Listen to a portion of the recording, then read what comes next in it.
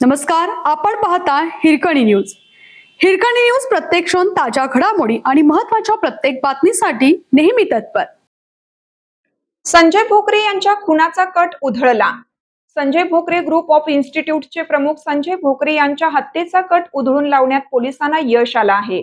या प्रकरणी तिघांना अटक करण्यात आली असून त्यांच्याकडून 2 पिस्तूल, 4 काडतुसे, चाकू व मोटार असा मुद्देमाल जप्त करण्यात आलाय.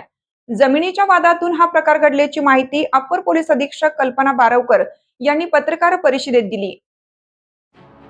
गणेश चंद्रकांत लोखंडे वय 33 राहणार लक्ष्मी पार्क हरिपूर रोड सांगली, विराज प्रकाश बुटाले वय 41 राहणार आंबेडकर रोड सांगली, संग्राम संभाजी फडतरे वय 27 राहणार पाटणे प्लॉट हरिपूर रोड सांगली अशी संशयितांची नावे आहेत.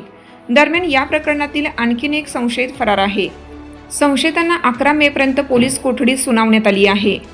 बारवकर म्हणाल्या, स्थानिक गुन्हे अन्वेषण शाखेचे निरीक्षक संजीव कुमार झाडे यांच्या मार्गदर्शनाखाली उपनिरीक्षक महादेव पवार आणि पथक गस्तीवर असताना त्यांना संजय भोकरे यांची हत्या करण्याच्या उद्देशाने काही तरुण शस्त्रानिशी पांढऱ्या रंगाच्या मोटारीतून क्रमांक MH10 AB 5135 फिरत असल्याची माहिती मिळाली.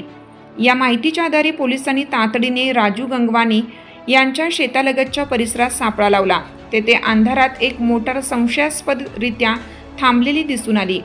मोटारीत असलेल्या तिघांना पोलिसांनी ताब्यात घेऊन मोटारीची तपासणी केली असता घातक शस्त्रे मिळून आली. पोलिसांनी देशी बनावटीची 2 पिस्तूल, जिवंत काडतुसे आणि मोटार जप्त केली. जमिनीच्या वादातून भोकरे यांच्या हत्येचा कट रचण्यात आल्याचे प्राथमिक तपासात समोर आलं आहे. संशयित बुटाले यांनी पोलिसांना दिलेल्या कबुलीनुसार त्याची सचिन आवळे राहणार सांगलवाडी यांच्याशी ओळख आहे. संजय भोकरे यांच्या ताब्यात असलेली जमीन सोडवून घेण्यासाठी आणि त्या जमिनीच्या आर्थिक व्यवहारातून मिळणाऱ्या फायद्यासाठी त्यांनी भोकरे यांच्या हत्येचा कट रचला. यासाठी सचिन आवळे यांनी संशयितांना पैसे पुरवले. या पैशातून संशयितांनी फेब्रुवारी 2026 मध्ये उत्तर प्रदेशातील सोनभद्र येथून 2 पिस्तूल आणि जिवंत काडतुसे खरेदी केली. मात्र पोलिसांच्या सतर्कतेमुळे हा कट उधळून लावण्यात यश आले. आपल्या हिरकणी न्यूज चॅनलला लाईक करा, शेअर करा आणि सबस्क्राईब करायला विसरू नका आणि रहा अपडेट.